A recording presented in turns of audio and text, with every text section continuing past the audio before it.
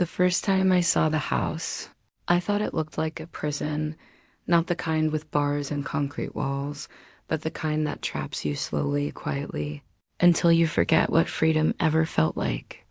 It sat at the end of a gravel driveway, surrounded by oak trees that seemed to lean in too close, their branches scratching at the windows like they were trying to warn me. The paint was peeling. The porch sagged in the middle, and the woman standing in the doorway looked like she'd been carved from the same gray stone as the steps beneath her feet. Her name was Margaret Caldwell, and I was her new live-in caregiver.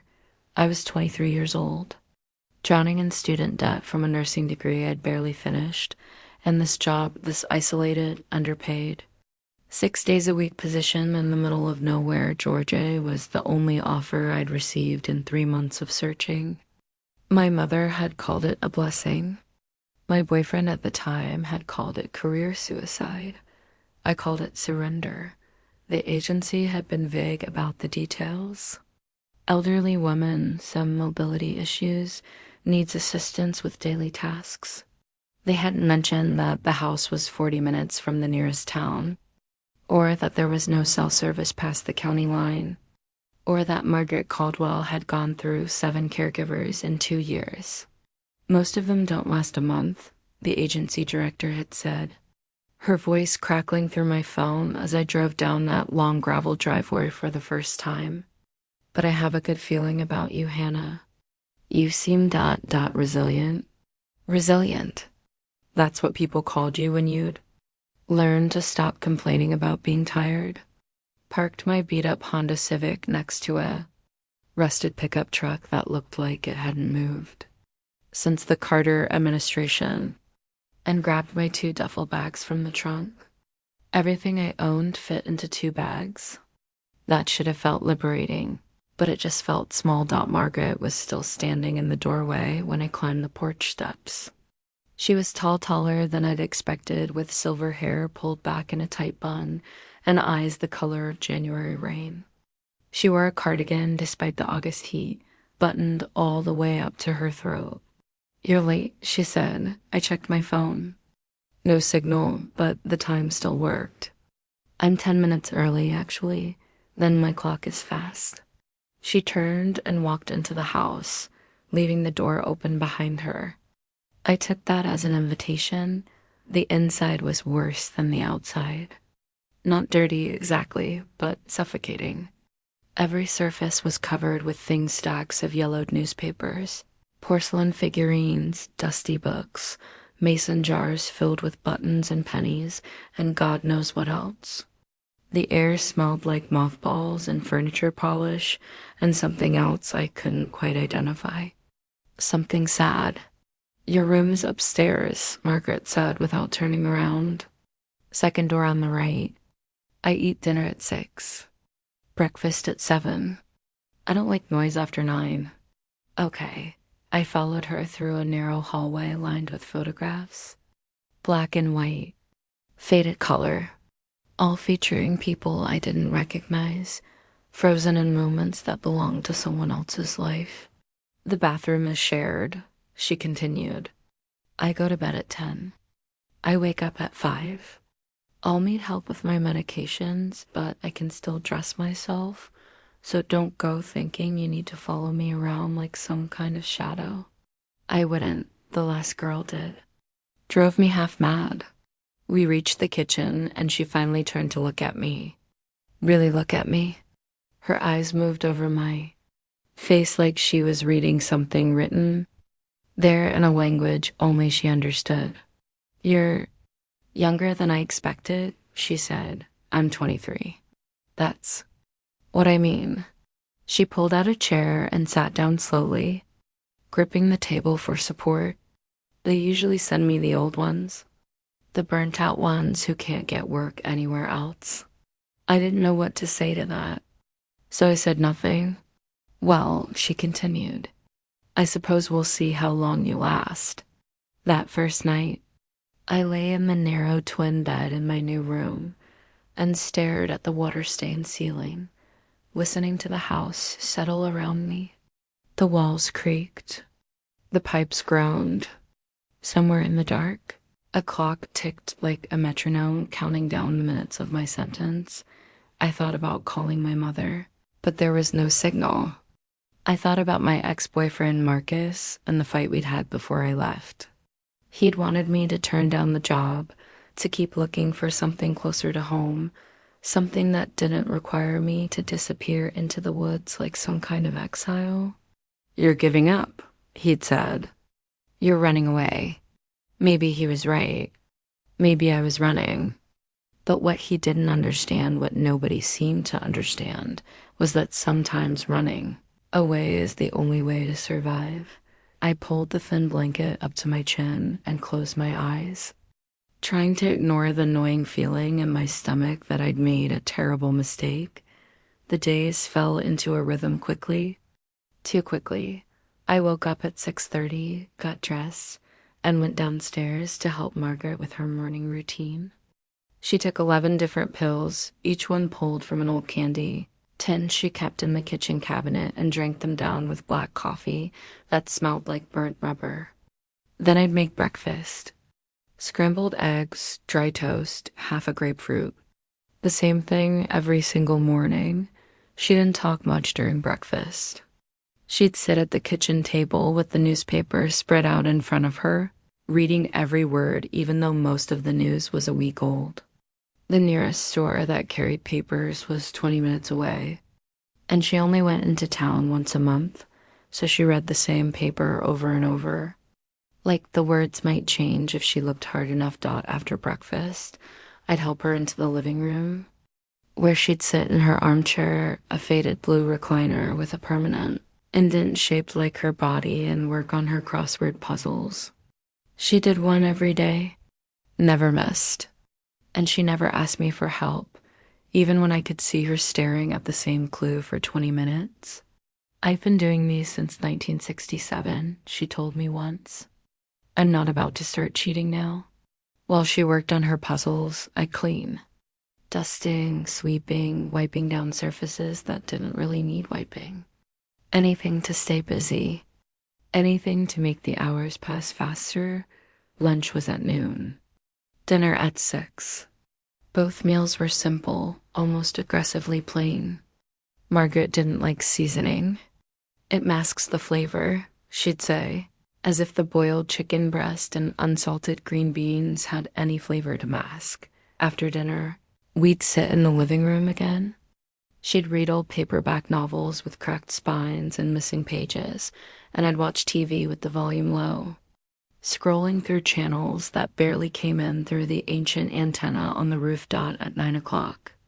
Margaret would stand up, fold her book closed, and say, "Good night, Hannah," in the same flat tone she used for everything else. Then she'd walk upstairs, and I'd hear her door close, and the house would fall silent except for the ticking clock and the wind in the trees outside. I'd go to bed around 10, sometimes 11, and lie awake in the dark, counting down the days until my first paycheck, until I could afford to leave. But the strangest thing was, after the first week, I stopped counting. It happened slowly. So slowly I didn't even notice at first. It started with the photographs. There were dozens of them scattered throughout the house, on the walls, on the mantel, tucked into the corners of mirrors and shelves. I glanced at them when I first arrived, but I hadn't really looked. Not until one afternoon in late September, when Margaret fell asleep in her chair and I found myself standing in the hallway, studying the faces staring back at me from behind dusty glass. A young couple on their wedding day, both of them beaming at the camera. The woman wore a tea-length dress with lace sleeves. The man wore a suit that looked too big for his narrow shoulders. A little girl in pigtails, sitting on the porch steps with a tabby cat in her lap. A teenage boy in a football uniform, holding a helmet under one arm and grinning like he'd just won the championship. A family portrait mother, father, 2 children taken in front of a Christmas tree. And Margaret, younger, softer, smiling in a way I'd never seen her smile in real life. "That's my husband." I jumped. Margaret was standing behind me, leaning on her cane, her eyes fixed on the wedding photo. "Sorry," I said quickly. "I didn't mean to—" "His name was Thomas," she continued, as if I hadn't spoken. "We were married for 42 years. I waited. She didn't say anything else. "He seems nice," I offered, because I didn't know what else to say. He was. She reached out and touched the frame with one gnarled finger, tracing the outline of his face through the glass. "He died in 2003. Heart attack. Went to bed one night and never woke up. I'm sorry." She pulled her hand back and looked at me. "Don't be—" "It was quick. He didn't suffer." She paused. "That's all you can really hope for, isn't it? That when it's your turn, it doesn't hurt." I didn't know how to respond to that, so I just nodded. She turned and walked back toward the living room, her cane tapping against the hardwood floor. "Come on," she said. "It's almost time for Jeopardy!" After that, she started talking more, not a lot. Not in a way some people talk just to fill the silence, but small things. Little pieces of her life handed to me like gifts I hadn't asked for. She told me about the house, how she and Thomas had bought it in 1961, back when the paint was white and the porch didn't sag, and the land around it was full of possibility. They planned to have a big family, 4, maybe 5 kids, a house full of noise and laughter and mess. But it didn't work out that way, she said one evening while I was washing dishes. "We had 2, a boy and a girl, and that was enough." She told me about her son, David, how he'd been a linebacker in high school, a straight-A student, the kind of kid who made everyone proud just by existing. How he'd gone to college on a football scholarship and married his high school sweetheart and moved to Colorado to work for some tech company she didn't understand. "He calls on my birthday," she said, "and Christmas. Sometimes Easter if he remembers." She told me about her daughter, Emily, how she'd been the wild one, the troublemaker, the kid who couldn't sit still in church and once got suspended from school for punching a boy who'd made fun of her brother. How she'd left home at 18 and never really come back. "She lives in California now," Margaret said, staring out the window at the darkening sky. "Has 3 kids I've never met. Sends me a card every few years with a photo. They grow so fast." I wanted to ask why Emily never visited. Why David only called twice a year. Why Margaret was alone in this house with only a stranger for company. But I didn't. Some questions feel too heavy to ask out loud. Instead, I just listened. And the more she talked, the more I started to see her differently. Not as the cool, difficult woman I'd been warned about, but as someone who'd been left behind. Someone whose life had slowly, quietly emptied out until there was nothing left but memories and dust and the sound of her own heartbeat echoing through empty rooms. I started to see myself in her too. The parts of me I'd been trying to ignore. The loneliness. The fear that maybe this was all there was. That maybe I'd spend the rest of my life disappearing one day at a time. Until nobody remembered I'd ever been here at all. It scared me how much we had in common. October came. And with it, the cold. The house wasn't built for winter. The insulation was thin, the windows let in drafts, and the ancient furnace in the basement coughed and wheezed like it was dying every time I turned it on. I started wearing 2 sweaters around the house. Margaret added a 3rd cardigan to her collection, but something else changed too. Something warmer than the weather outside. We started eating dinner together. Really together, I mean. Not just sitting at the same table in silence, but talking. Laughing, even. Margaret would tell stories about her childhood growing up on a farm in rural Alabama, milking cows before school, helping her mother can vegetables in the summer heat. And I would tell her about mine, my single mother working 2 jobs to keep us afloat, my sister who joined the army right after high school, my grandmother who taught me how to braid hair and make biscuits from scratch. You remind me of my Emily, Margaret said one night, poking at the stew I made. Same stubborn streak. Is that a compliment? Depends on the day. I laughed. She almost smiled. We started watching Jeopardy together every night at 7:30. Margaret was terrifyingly good at it. She'd sit in her chair with her arms crossed, calling out answers before the contestants even finished reading the clues. "What is the Treaty of Versailles?" she'd mutter. And 30 seconds later, Alex Trebek would confirm she was right. "How do you know all this stuff?" I asked one night after she'd swept the entire Final Jeopardy category. "I read," she said simply. "What else is there to do?" I started reading too. She had a whole bookshelf full of paperbacks, mysteries, romances, biographies, westerns. I'd grab one at random and curl up on the couch. And we'd sit there together in comfortable silence. Two women separated by 50 years, but connected by the same need to escape into someone else's story for a while. On Halloween, I bought candy from the Dollar General in town. Even though Margaret said we never got trick-or-treaters, "We're too far out," she explained. "Nobody drives all the way down this road for fun." But I bought the candy anyway, just in case nobody came. But we ate the candy ourselves, sitting on the porch in the dark, watching the wind blow leaves across the yard. "You didn't have to stay," Margaret said after a while. "Most girls your age would rather be at a party." "I don't really do parties." "Why not?" I thought about it. I don't know. I guess I never felt like I fit in anywhere. She was quiet for a long time. Then she said, "I know the feeling." November arrived with freezing rain and gray skies that never seemed to lift. Margaret's arthritis got worse. Some mornings, she couldn't get out of bed without help. I'd hear her moving around upstairs, the slow shuffle of her feet on the floor, and I'd go up to find her sitting on the edge of the mattress, staring at her hands like they'd betrayed her. "I used to be able to do things," she'd say, her voice tight with frustration. "I used to be useful."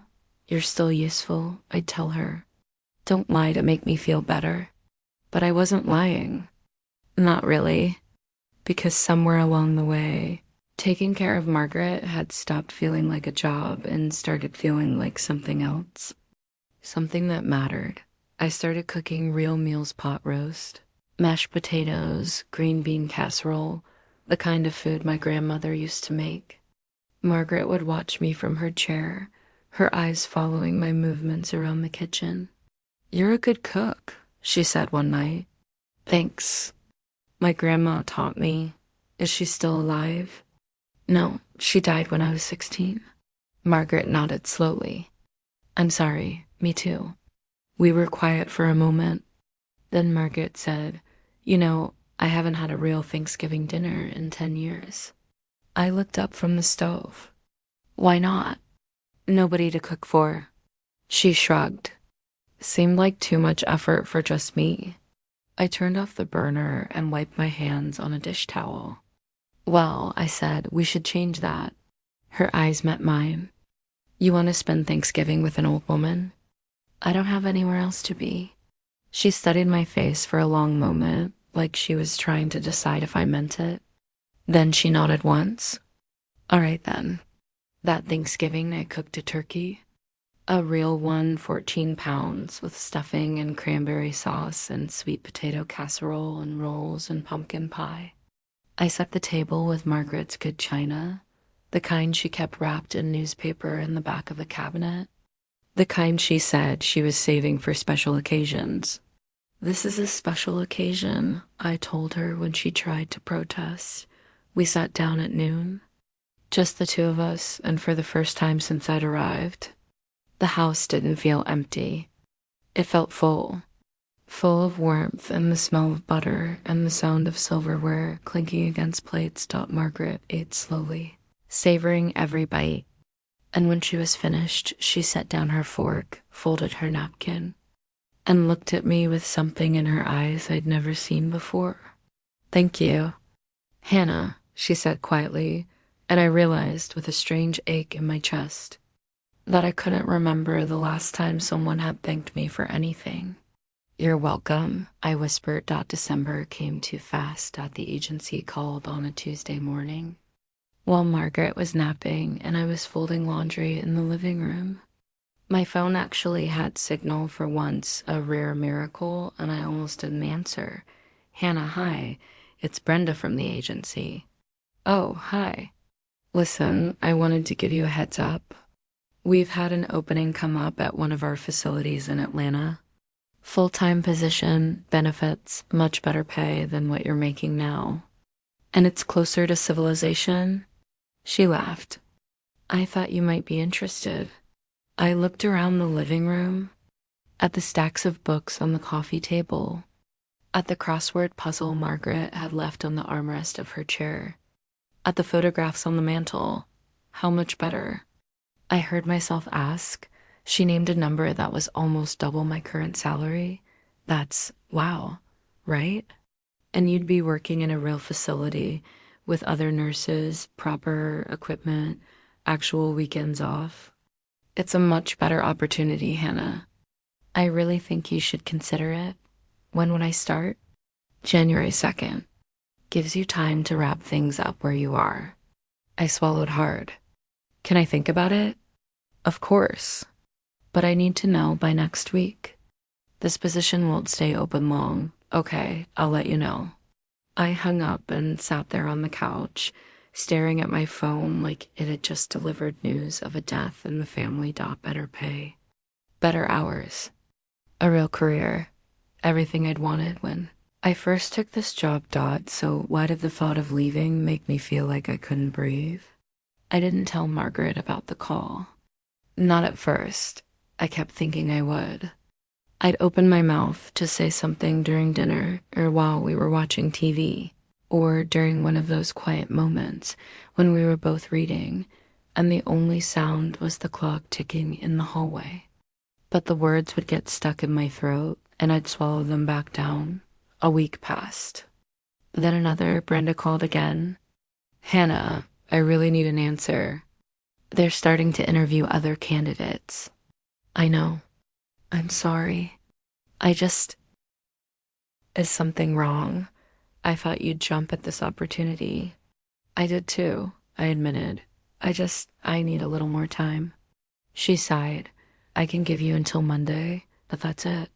After that, the offer goes to someone else. Okay, Monday. I hung up and pressed my forehead against the cold window, watching snow fall in the yard outside. It had been snowing on and off for days, covering everything in a thin white blanket that made the world look clean and new and temporary. That night, Margaret asked if I was feeling all right. You seem distracted, she said, setting down her book. I'm fine. You're lying. I looked at her surprised. What? You've been walking around like you've got something on your mind for 2 weeks now. I may be old, but I'm not blind. She tilted her head. What's wrong? I could have kept lying. Should have, probably. But I was so tired of carrying the weight of it alone. The agency called, I said quietly. They have a job opening in Atlanta. Better pay, better hours. They want me to start in January. Margaret's face didn't change. I see. I haven't decided yet, but you're thinking about it. Yeah. I twisted my hands in my lap. I'm thinking about it. She was quiet for a long time. Then she said, you should take it. I looked up. What? The job. You should take it. She picked up her book again, her expression carefully neutral. You're young. You've got your whole life ahead of you. You shouldn't waste it taking care of an old woman in the middle of nowhere. Margaret, I mean it, Hannah. I'll be fine. The agency will send someone else. They always do. But her voice cracked on the last word, just barely. And in that tiny fracture, I heard everything she wasn't saying. Don't leave me. I'm scared. I don't want to be alone again. I stood up and walked over to her chair. Knelt down in front of her so she had to look at me. What if I don't want to leave? I said. She blinked, her eyes suddenly wet. Don't be stupid. I'm serious. What if I want to stay? Why would you want that? Because I struggled to find the words. Because I'm happy here. For the first time in a really long time, I'm actually happy. A single tear rolled down her cheek. She wiped it away quickly, angrily. That's the loneliness talking. No, I said firmly. It's not. Margaret, I came here thinking this place was a cage. That you were some bitter old woman who was going to make my life miserable. But you're not. I swallowed hard. You're the first person in years who's actually seen me. Really seen me, and I don't want to give that up. She stared at me for a long moment, her mouth trembling. Then she reached out and cupped my face in her gnarled, arthritic hand. You foolish girl, she whispered. I laughed through my own tears. I know. She pulled me into a hug, awkward and stiff, and the most genuine thing I'd felt in months. And I held on tight, breathing in the smell of her lavender soap and old wool. And I knew with absolute certainty that I wasn't going anywhere. I called Brenda on Monday and turned down the job. Are you sure? She asked, clearly confused. This is a really good opportunity, Hannah. I know, but I'm needed where I am. Okay, she sighed. Your call. But don't say I didn't warn you when you're still stuck out there in 5 years. Maybe she was right. Maybe I was making a mistake, but it didn't feel like a mistake. It felt like the first real choice I'd made in years. Christmas that year was quiet and perfect. Bought a small tree from the lot in town and set it up in the living room. Margaret dug out boxes of ornaments from the attic, decades worth of memories wrapped in tissue paper. We spent an entire afternoon decorating, hanging each ornament carefully while she told me the story behind it. This one was from David's first Christmas. This one Emily made in 2nd grade. This one Thomas bought her on their honeymoon in Savannah. I added one of my own, a simple glass ball I'd found at the Dollar General, and Margaret hung it on a branch near the front, right where everyone could see it. Now it's really complete, she said. We baked cookies. We watched old movies. We drank hot chocolate spiked with peppermint schnapps from a bottle. Margaret had been saving since 1987. On Christmas morning, I woke up to find a present waiting for me on the kitchen table. A small box wrapped in newspaper and tied with string. Inside was a photograph. The one from the hallway, the wedding picture of Margaret and Thomas. Except this one was in a beautiful silver frame. I thought you should have something to remember us by, Margaret said from the doorway. For when you finally come to your senses and leave? I'm not leaving. You say that now. I mean it. She smiled, a real smile, the kind that reached her eyes. I know you do. I gave her a set of new crossword puzzle books and a warm shawl I'd ordered online. She cried when she opened it, actually cried. Nobody's given me a real present in years, she said, clutching the shawl to her chest. Well, get used to it, I told her. Because I'm not going anywhere. The winter stretched on, cold and endless, but the house felt warmer than it ever had. In January, David called to check in. Margaret talked to him for 15 minutes, mostly asking about his kids and his job, before mentioning, almost as an afterthought, that she had a new caregiver who was working out nicely. Her name's Hannah, Margaret said, glancing at me across the kitchen. She's a good girl, takes good care of me. I could hear David's voice through the phone, tinny and distant, asking if she needed anything. No, Margaret said. I have everything I need. In February, a package arrived from California. A birthday. Card from Emily 2 months late, with a picture of her 3 kids stuffed inside. They were beautiful, all blonde hair and bright smiles, frozen in a moment that felt 1,000 miles away. Margaret taped the picture to the refrigerator and stared at it for a long time. Do you want to call her? I asked gently. She shook her head. She's busy. She doesn't need me bothering her. I don't think it would be a bother. You don't know Emily. But there was no anger in her voice. Just sadness. That night, I sat down at my laptop and did something I probably shouldn't have. I found Emily's Facebook page. It wasn't hard. Margaret had mentioned her married name once, and I sent her a message. Hi, Emily. My name is Hannah. I'm your mother's caregiver. I just wanted to let you know that she talks about you all the time. I think she misses you. Maybe give her a call sometime. I think it would mean a lot to her. I didn't expect a response. But 3 days later, one came. Thank you for reaching out. I know I should call more. It's complicated. But I'll try. It wasn't much. But it was something. 2 weeks later, the phone rang during dinner. Margaret answered it, expecting it to be a telemarketer. Hello? I watched her face change. Watched her eyes go wide, then soft, then wet. Emily? I stood up quietly and slipped out of the kitchen, giving her privacy. But I could hear her voice through the walls, trembling with emotion. I'm fine, sweetheart. Really, I'm fine. How are you? How are the kids? They talked for over an hour. And when Margaret finally hung up, she came into the living room where I was pretending to read, and she hugged me so tightly I could barely breathe. Thank you, she whispered into my hair. For what? You know what? And I did. Spring came slowly that year, like the world was reluctant to let go of winter. But when it finally arrived, it was glorious. The trees budded, the flowers bloomed, and suddenly the world outside the windows didn't look gray and dead anymore. It looked alive. Margaret's health improved too. The warmer weather eased her arthritis, and she started moving around the house more, doing small tasks she'd let me handle all winter. She even started going outside, sitting on the porch in the afternoons, her face turned up toward the sun like she was photosynthesizing. I forgot how good this feels, she said one day, her eyes closed. I sat down beside her, my own face tilted toward the warmth. Me too. In April, David came to visit. His first visit in 3 years. Margaret was a nervous wreck for a week beforehand. Cleaning things that didn't need cleaning, rearranging furniture, baking more cookies than 2 people could ever eat. He probably won't even stay long, she kept saying. He's busy, important job, family to take care of.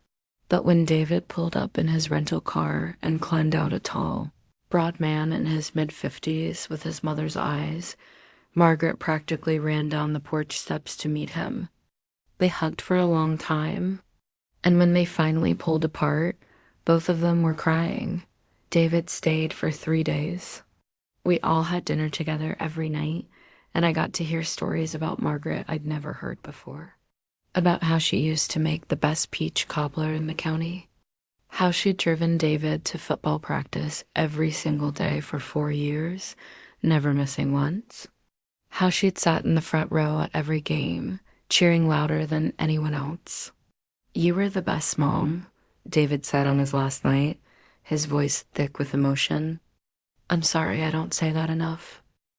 Margaret squeezed his hand. You're here now. That's all that matters. After David left, Margaret was quiet for a few days. Not sad, exactly. Just reflective.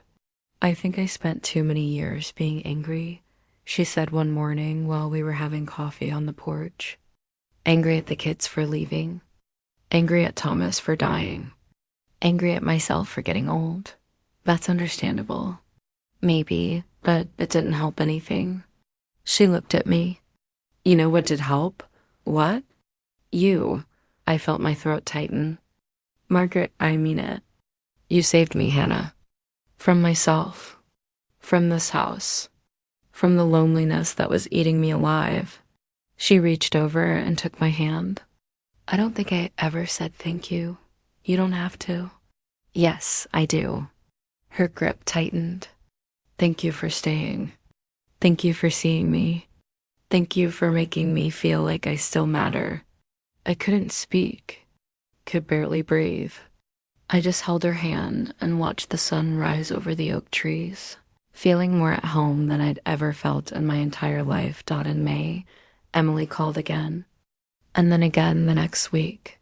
And then again, the week after that dot by June, she was calling every Sunday. And in July, she sent a letter saying she was planning to visit in August, her and the kids and her husband, all of them for a whole week.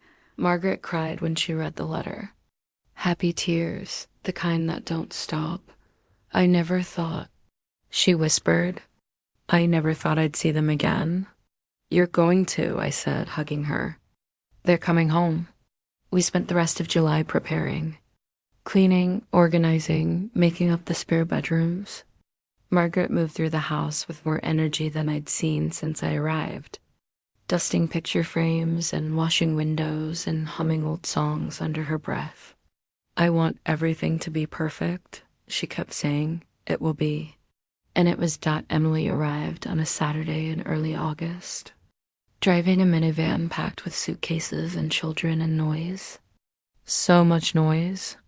The house that had been silent for so long suddenly exploded with life kids running up and down the stairs. Emily and her husband unpacking. Everyone talking at once. Margaret stood in the middle of it all, beaming. Her arms around her grandchildren like she never wanted to let go. They're so big, she kept saying. When did they get so big? That week was chaos. Beautiful, messy, exhausting chaos. We cooked big meals and played board games and took walks through the woods behind the house. The kids asked a million questions. Emily and Margaret talked late into the night. Healing wounds I didn't fully understand but could feel closing anyway. And on their last night, we all sat on the porch together, 3 generations of Caldwells, plus me watching fireflies blink in the darkness. This was a good week, Emily said quietly, her head resting on her mother's shoulder. The best, Margaret agreed. One of the kids, the youngest, a little girl named Sophie, climbed into my lap and asked if I was going to be there next time they visited. I hope so, I said. Kissing the top of her head, Emily looked at me across the porch, her eyes full of gratitude. I hope so too. After they left, the house felt empty again. But different this time. Not hollow. Just quiet. Margaret and I sat in the living room that night, both of us exhausted, neither of us wanting to go to bed. Thank you, she said eventually. For what? For giving me my family back. You did that yourself. No. She shook her head. I'd given up. I'd accepted that this was how things were going to be. But you made me believe there was still something worth hoping for. I reached over and squeezed her hand. You did the same for me. And it was true. Somewhere between the crossword puzzles and the Jeopardy episodes and the quiet dinners, I'd stopped feeling like I was disappearing. I'd stopped feeling invisible. I'd found something I didn't know I was looking for. A home. A purpose. A reason to wake up every morning. Margaret had given me all of that. Even if she didn't realize it. September came with cooler air and the first hints of autumn. Margaret turned 83 on the 15th. Emily and the kids called to sing happy birthday. David sent flowers, yellow roses, Margaret's favorite. And I made a cake from scratch, chocolate with cream cheese frosting, following a recipe Margaret's mother had passed down to her decades ago. I can't remember the last time someone made me a birthday cake, she said, staring at the candles I'd stuck in the top. Well, you better get used to it. She blew out the candles slowly, her eyes closed, making a wish she didn't share, but I thought I knew. What it was anyway. Let this last let us have more. Time. I wished for the same thing. October arrived with brilliant leaves and cold mornings and the kind of light that makes everything look golden and temporary. Margaret started sleeping more. Not a lot at first. Just an extra hour in the afternoon. Then 2. Then most of the day. I'm just tired, she'd say when I asked if she felt all right. Old people get tired. But something in her voice told me it was more than that. I called David and Emily, told them they should visit if they could. I didn't say why. I didn't have to. David came first in mid-October. He sat by Margaret's bedside and held her hand and told her stories about his kids, about his job, about all the mundane details of his life that suddenly felt precious. I love you, Mom, he said before he left. I love you too, sweetheart. She smiled weakly. You turned out pretty good. That's because I had a good teacher. Emily came a week later with the kids. They were louder this time, more comfortable, filling the house with the kind of noise Margaret had once dreamed of. She sat in her chair wrapped in blankets. Too weak to move, but awake enough to listen, to laugh, to soak up every second.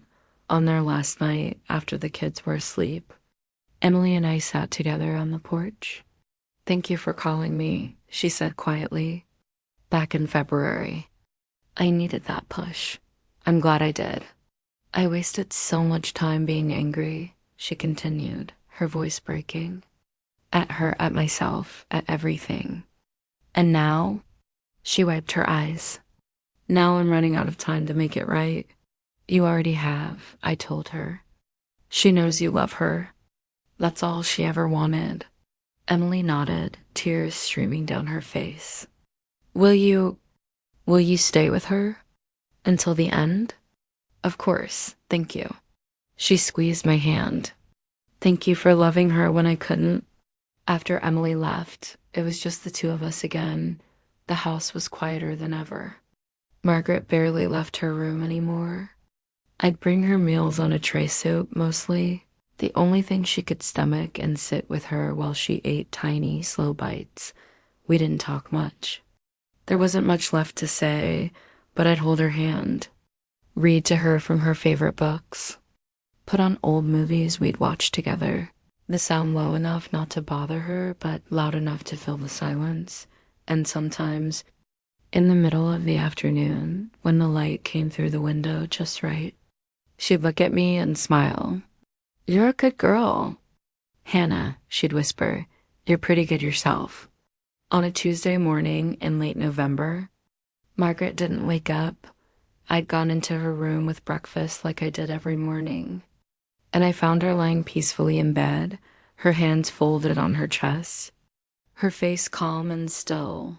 She looked like she was sleeping, like she might open her eyes any second and ask for her coffee, but she didn't. I sat down on the edge of the bed and took her hand, still warm, still soft, and I cried harder than I cried in years, not because I was surprised.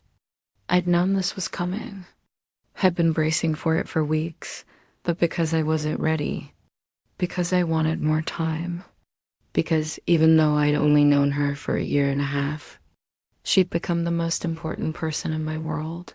I called David, then Emily, then the hospice nurse, who'd been checking in twice a week. They all said the same thing, that she'd lived a long life, that she'd gone peacefully, that it was a blessing, and maybe it was, but it didn't feel like one. The funeral was small, just family and a handful of neighbors who'd known Margaret back when the house was full of life. We buried her next to Thomas, under the oak tree she'd loved, in a plot she'd picked out years ago. Emily gave the eulogy, talked about their complicated relationship, about the regrets and the reconciliation, about how grateful she was for the chance to say goodbye. David cried openly. So did his kids. So did Emily's. And so did I. After the service, Emily pulled me aside. What are you going to do now? She asked. I'd been asking myself the same question for days. The agency had already called, asking if I wanted another placement. My mother had suggested I move back home. Marcus, my ex, had even reached out, saying he'd heard what happened and asking if I was okay, but none of those options felt right. I don't know, I admitted. Emily bit her lip, like she was trying to decide something. Then she said, the house is yours if you want it. I stared at her. What? Mom left it to you. In her will.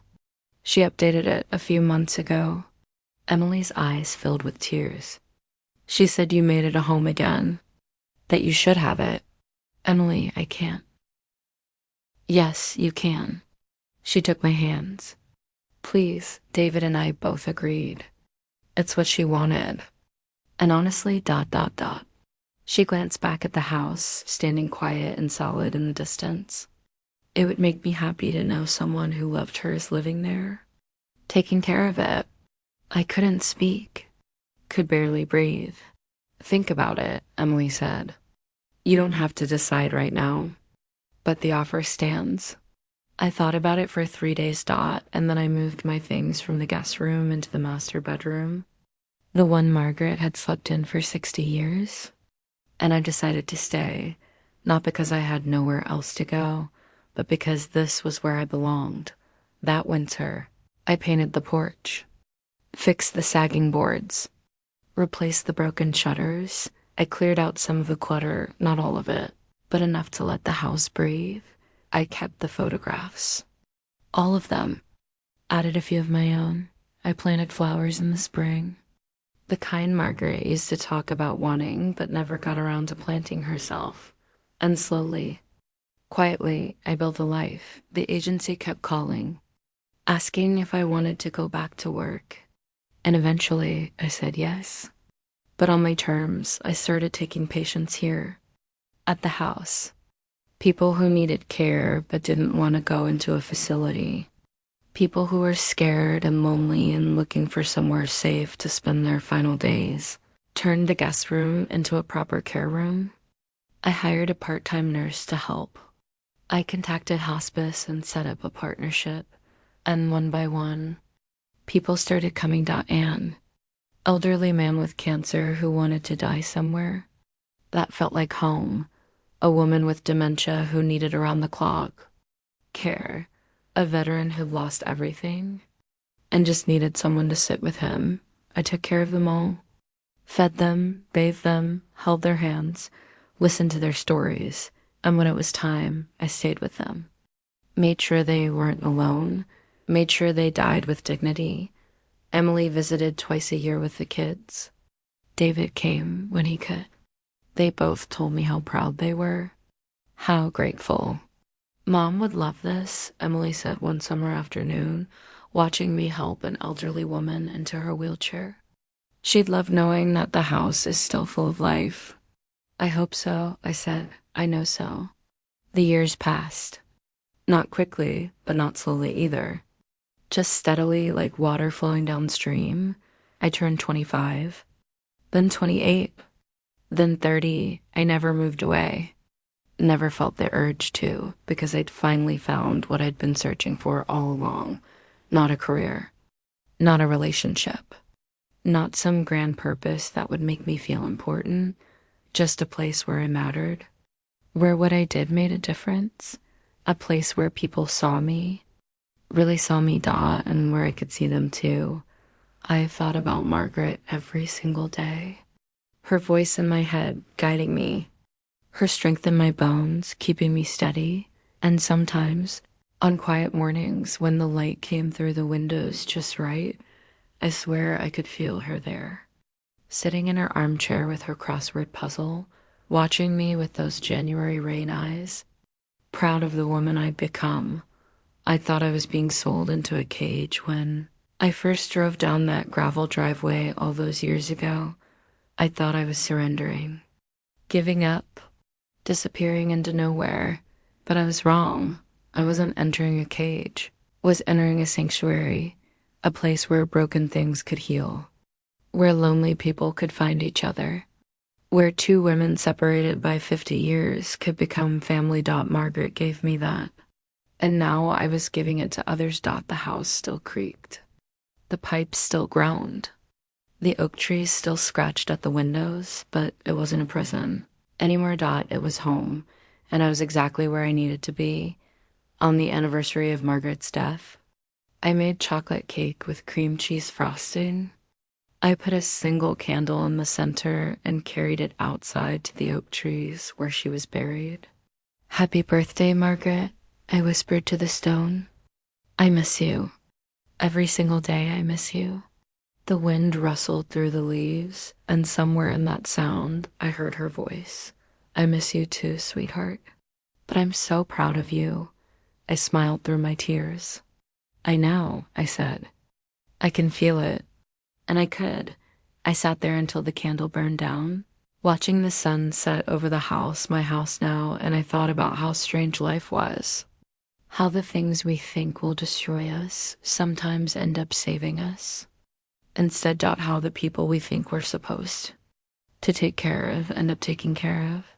Was how the places we think are cages turn out to be sanctuaries, and how sometimes the family we need isn't the one we're born into. It's the one we find along the way. I thought I was coming here to save Margaret, but the truth was, she'd saved me. She'd seen me when I was invisible. She'd needed me when I felt useless.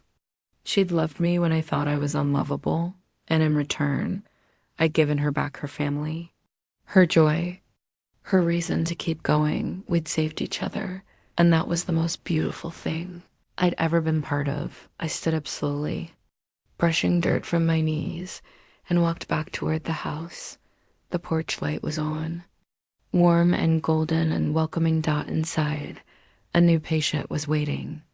A woman in her 70s with stage 4 cancer and no family to speak of. She'd arrived that afternoon, scared and alone, looking for somewhere safe to spend her final weeks. I'd made up her room, put fresh flowers on the nightstand, set out the good towels, and tonight I'd sit with her, learn her name, her story, her favorite foods. I'd make her feel seen, make her feel like she mattered, because she did. They all did, and so did. I climbed the porch steps and paused at the door, looking back one last time at the oak tree silhouetted against the darkening sky. Thank you, I whispered, for everything, for the cage that became a sanctuary, for the job that became a calling, for the stranger who became family, for the life I never knew I needed. Then I turned and walked inside, closing the door softly behind me, and I got to work, because there were people who needed care, and I was exactly the right person to give it. This was my home. This was my purpose. This was where I belonged, and I wouldn't have it any other way.